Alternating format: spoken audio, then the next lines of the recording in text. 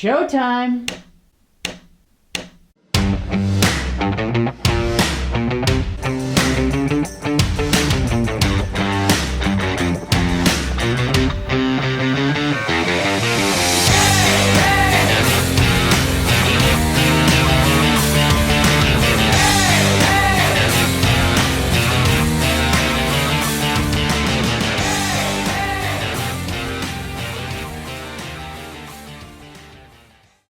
Hi everyone, I'm Rosie. I'm Bill.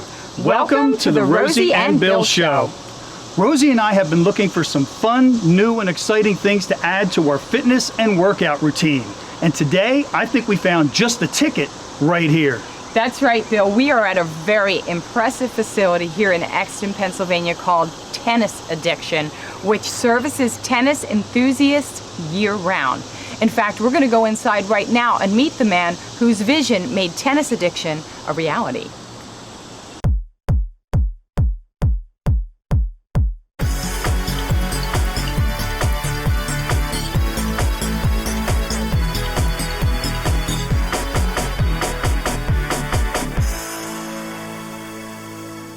We are here with the president and founding member of Tennis Addiction in Exton, PA, Anthony Dececco.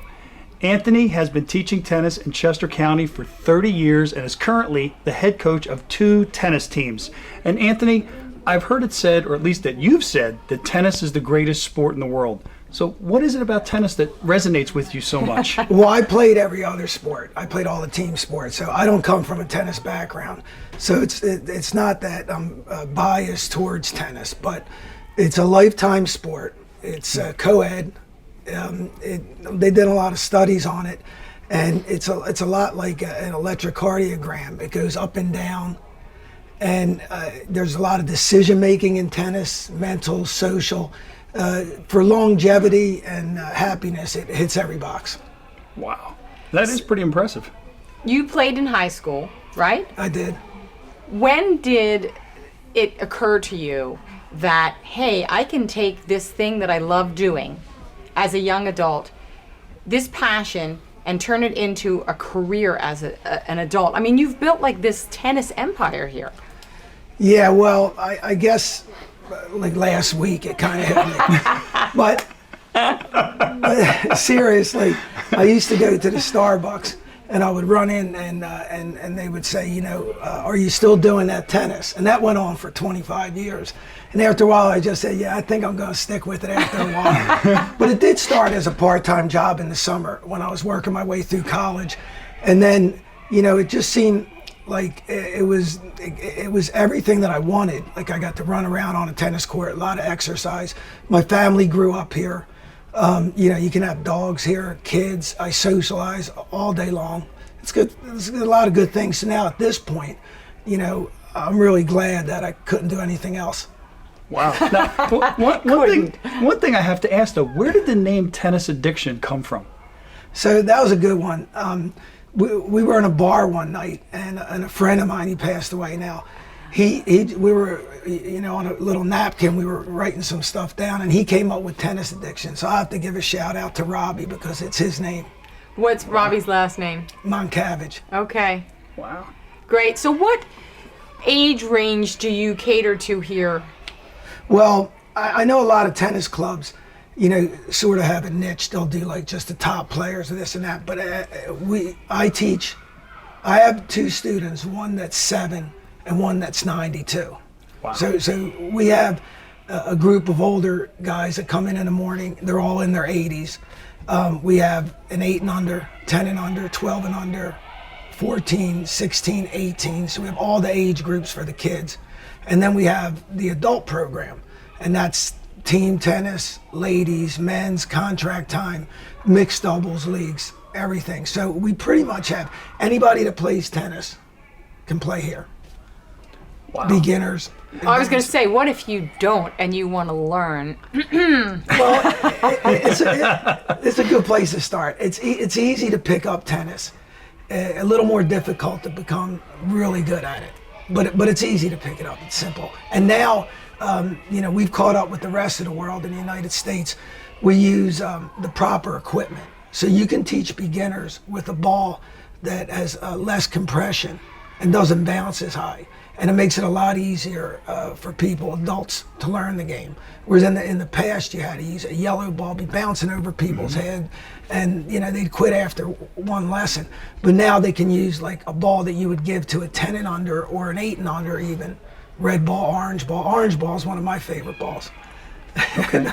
Because you can hit it and it stays in the I court. remember when I haven't played probably since I was in elementary school, and I used to go down to the tennis courts in the neighborhood, and I was thinking I was playing softball, and I would hit it not over the net but over the fence, into the creek. So I think those other balls would probably be good for someone like me. Yeah, and that's a big thing with the beginners and the kids. We start them close to the net with short swings. Okay. And then you back up.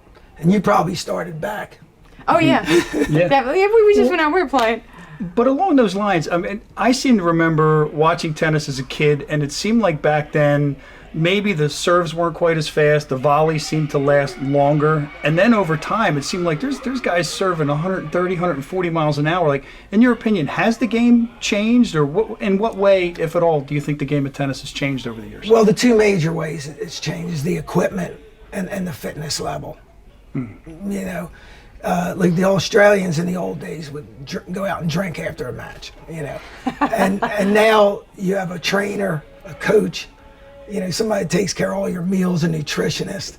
So now if you're in the top 300 in the world, you're on a strict regimen, and it's a lot different fitness-wise. A lot of athletic people in tennis. Used to be the tennis team was anybody that wasn't athletic, but had enough money to get lessons. The country club crew. Yeah.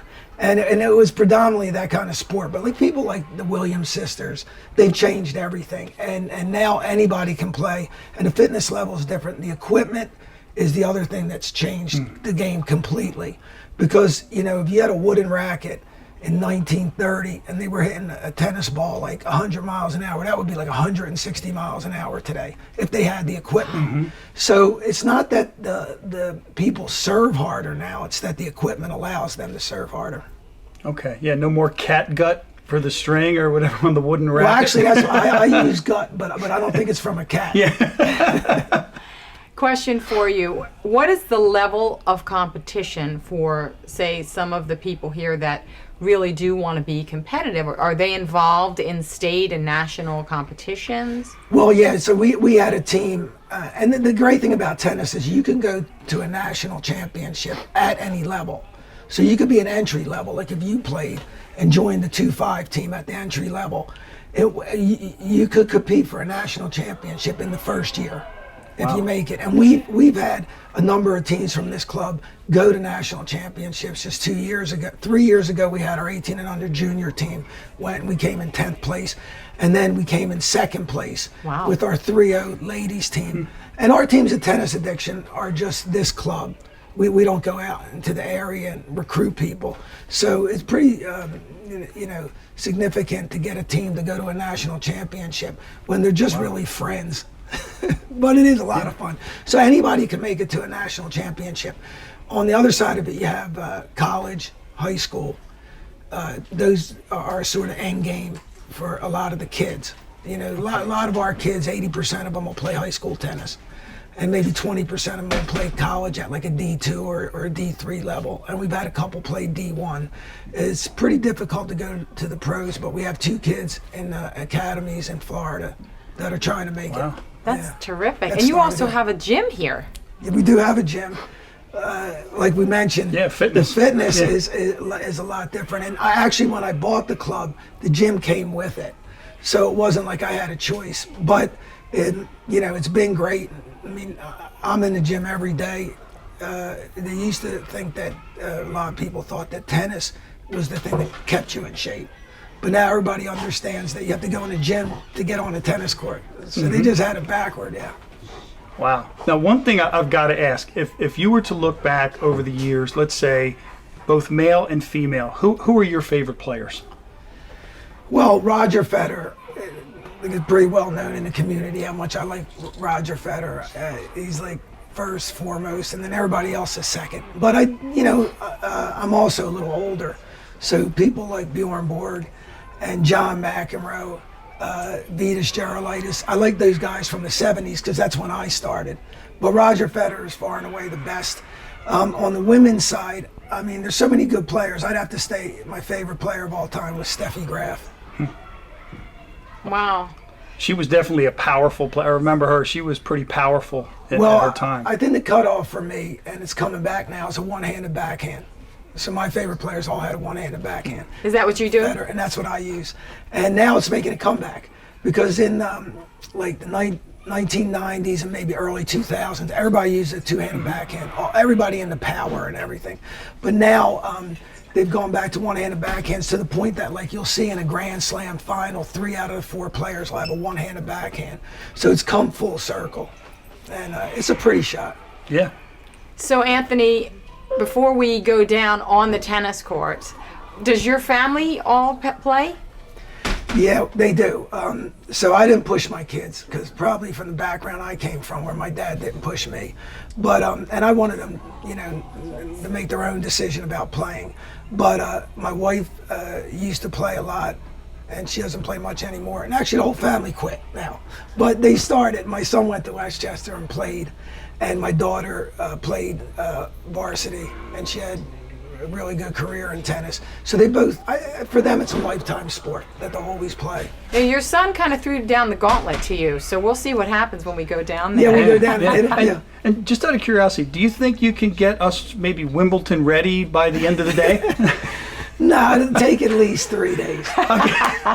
Terrific. All right, well, we're going to have to go down there and give it a try.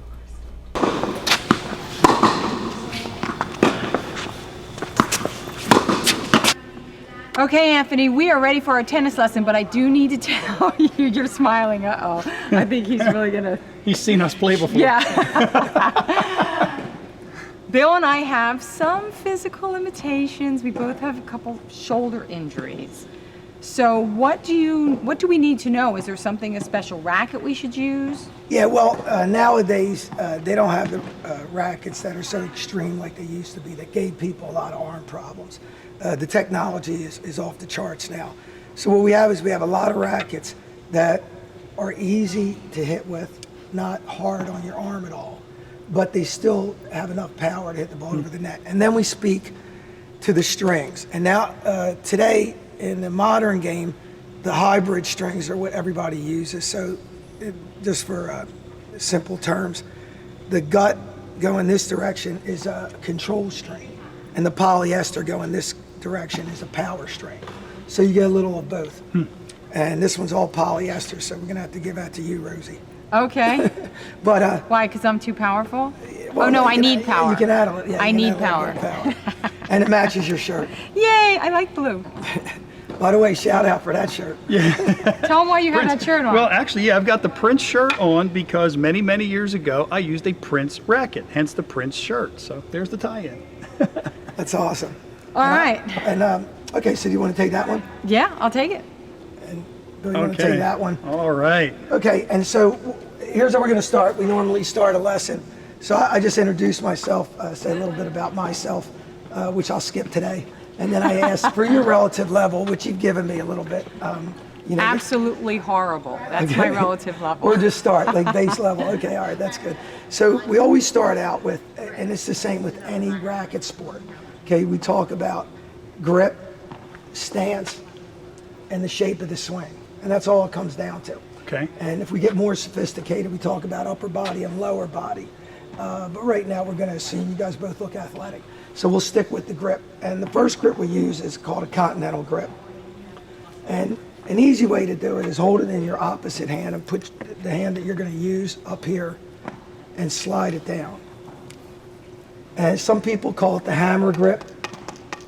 And one of the guys that I learned from he lived in Florida, and he took the dog for a walk. And the dog, they had alligators in the area. So he used to carry the racket in case he had to defend himself. So he teaches it as the alligator grip. Okay. So this is the alligator grip. Or just, and you can tap it on the ground. Okay, the thing about continental grip that's great, there's so many shots you can hit with it, but you can turn your hand all the way this way and hit a backhand. and you can turn it all the way this way and hit a forehand and never change grips. So that's the beauty of the Continental grip. And we always start with the Continental grip because it's the most versatile grip. You'll be able to hit so many different shots with it. So Okay. you got that? So that's the Continental grip. Okay. Okay, so we'll start with a ready position, and you're going to put your left hand, since you're right-handed, up by the throat of the racket. And you're going to spread your feet out, shoulder width apart, and that's going to be a ready position, okay? Sort of like, you know, and then that, like you're ready to pounce on something, like a National Geographic. Okay. You're ready to pounce on it, okay? So that looks pretty good. And you can put your thumb around that side. Yeah, that's it, good. So that's a ready position, okay? And before we start, we'll always get into that ready position, okay? Okay. Well, we're gonna go on Continental grip, and I'm just gonna teach you some skill to be good Okay. with, okay? So you grab a ball, and you grab a ball, and we'll see if we can do this. And you're just gonna tap the ball up and let it bounce. Let it bounce, and then tap it up again. Good. So you guys, it's gonna be easy for you. Sorry. Is that right? Okay, That was not on purpose. and that's going to be the start of your forehand. And then if you flip your racket the other way, you're going to tap it up in the air again, and then you can just grab it and tap it up, and just grab it. Oopsie.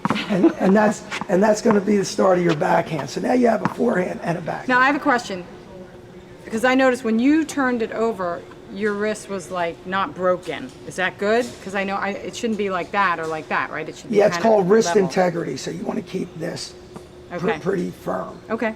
Okay, you don't have to hold the racket too tight, and you don't have to have your arms stiff. Okay. But you want a firm grip. Okay. Firm wrist. Okay, so now when the ball bounces, it's called a ground stroke. So that's a forehand and a backhand ground stroke. And then there's something called a volley. A volley is not when you hit back and forth. That's called a rally. A volley is when you hit the ball before it touches the ground. So that's the next thing we're going to do. Okay. We're going to tap it up and see if you can do that a few times in a row. Good. And that's a forehand volley. And since now we're doing so well, we're going to flip it into a backhand volley. Good. And now you have 4 of the total 6 strokes that you'll need. And the other 2 is the overhead smash and the serve. Okay. So we're ready to play. All right. We are ready for some doubles action. And we have a new member of the team. This is Celeste Panicelli. Bill, she's on your team. We got this. What do you think, Ant? The funny thing about this is in high school, Celeste and I were partners. We were mixed doubles partners. Really? Yeah, we had a lot of success together. We did. Basically, she carried me because she was a really good player and still is. Today, though, we're going to have to split to make the teams more even. And I'll take Rosie and you Yeah, take we wouldn't Bill. want to show you guys up too much. All right, we can play like that first one to win 3 points wins. Okay. Okay, oh boy. Ready? Yeah, in the 4 squares. Keep it in these 4 boxes until like Rosie can hit a winner against Celeste. Until I can hit it up. Or Bill, you can hit a winner Wait a against minute. me. Woo! She's got to stick with forehand. All right, here we go. It's a little short swing. You got it.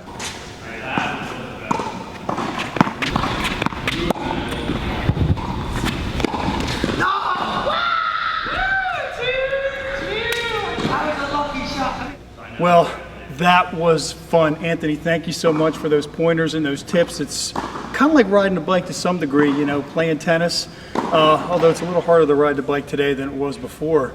But thanks to your tips, what do you think? We coming along? We got a shot at Wimbledon in a couple days? Oh, you guys are so fast learners. You picked everything up so quickly. I was surprised when you said you hadn't played much. You guys did awesome. Anthony, I just want to say that I had to let that ball go because he would be sulking for the next year if I hit that, and you know, we got to give it to him. Well, tennis is a gentleman's game, so we do have to show some etiquette.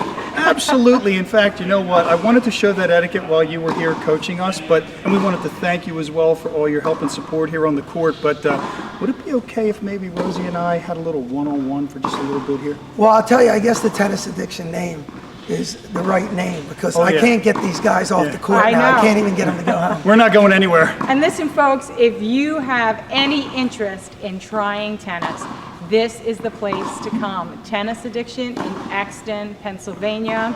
And we thank you, Anthony Dececco, for all your help and for sharing this amazing place with us. You're welcome. It was so much fun. Absolutely. Thanks, Anthony.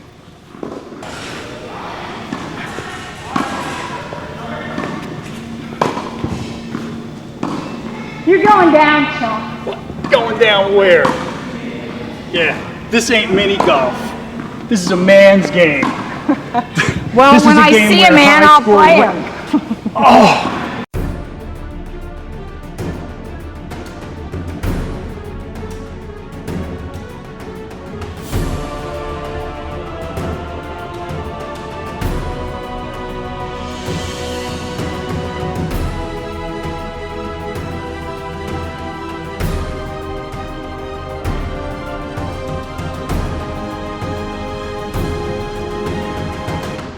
Well, Bill, another one in the books.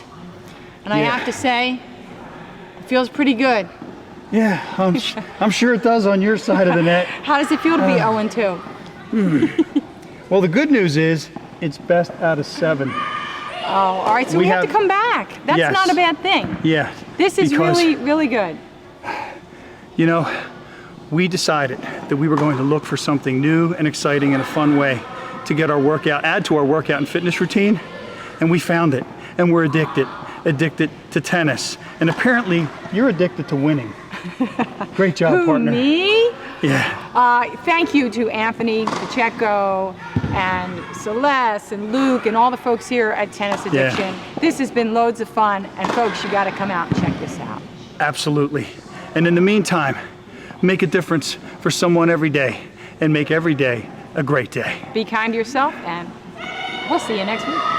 I won't jump over the net. I won't walk up to the net like a gentleman and extend my hand to graciously congratulate you on a job well done in a losing effort. And then Gabe Kapler will talk about how you were an emotional warrior and you gave it your best shot despite the loss. Oh, God. Gabe You ready? Kapler. Yeah, that's about how you'll play like a baseball player. Keep it on the court, Bob.